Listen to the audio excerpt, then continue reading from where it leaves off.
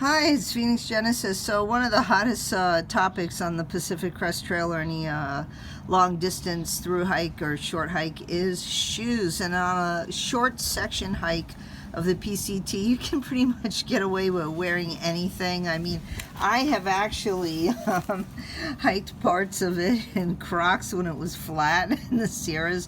I don't bring Crocs anymore, but hey, it worked. Also, I've hiked in Converse. I mean, Granny Gatewood, when she did the Appalachian Trail, hiked in kind of a Converse type shoe. I was at a kid. So, anything's doable.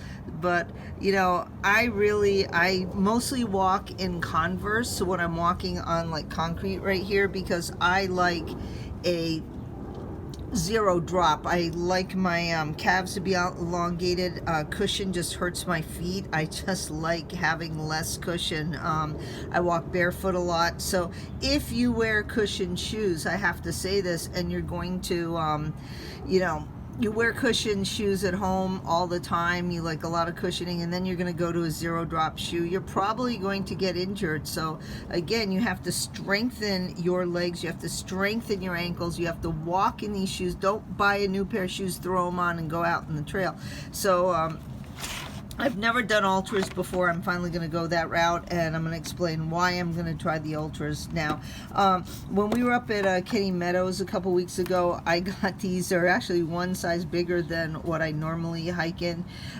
They're like a men's 10. I hike in a men's 9. My Converse are like, it's I guess men's 8, women's 10. So I up one size for the trail, but these were even one more, and I wore wool socks with them, and I mean, they were worn. They were they are torn. They're ripped. One of them's ripped on the inside over here, I think. Yeah, see, they're ripped here.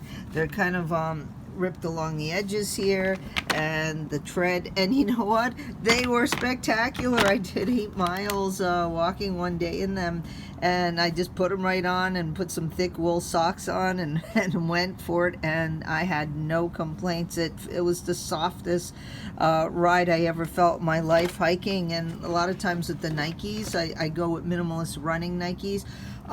My feet were hurting. I mean, they were just like, miserable. My knees would hurt. Then I just keep walking through, and something else would get better and something else would hurt. So even when these are totally worn out, they're super comfy, and these still have some the wear on, and use on them. So, and I cleaned it, washed them up a little bit. Now these they're up to the Lone Peak 6s now, and this was the most neutral color. I don't want anything like flashy. I just like to be kind of neutral. Plus, black works fine with dirt, and black will dry faster. So if they get wet in the Sierras, I'd rather have the black than some bright color. Anyway, these are now the men's size 9, and even though these are a wide shoe, I went with even wider. It just feels more comfy, because when I was in the Sierras, I have a video back in 2016 where I did emergency foot surgery. It was here where it was rubbing. Right here was the only place I ever got blisters. It was right here, because my bottoms of my soles are tough. Hi, Merlin. Merlin wants to be in the video. Hi. You want to wear hiking shoes? You want to go hiking? You want to go hiking? We've been doing walking with you on the leash. You're ready to go, man. He loves being on Daddy's shoulders. So you want to go? So that's where I would get the blisters going back. So I just like an extra wide that just works perfectly for me. And even with my Nikes, I've bumped it up to like 4E, and it just feels so much more comfortable to be able to spread out. Plus, the more spread out you hear, you are over in this area of the foot, the more that you're going to have stability in your shoe. And I don't want any pronation where I'm turning, so fly right here, where I'm turning this way or I'm going to be turning that way. I want a nice, like, kind of flat ride, almost like especially with snow, like a snowshoe on like snow, sand, just and I just, the thing about the Nikes I were using is, the problem is little pebbles and things would get caught, and they'd be very annoying, and I have to kind of pull them out with my knife. These are kind of nice and wide, good traction. You got a steel plate in there, and you're not going to get any of those little rocks, annoying rocks getting stuck in there. there, which is great.